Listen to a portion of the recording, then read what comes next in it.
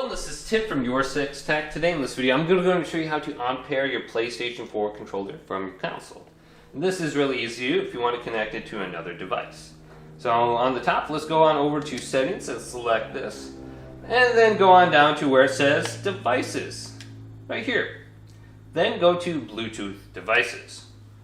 And we'll see our PlayStation 4 controller right here on the top. I'm currently using it.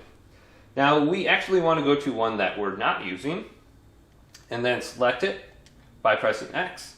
Then press options on it, and we'll have the option to forget the device.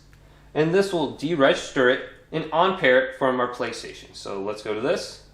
Now we will have to resync this back up in the future, and it will be completely disconnected.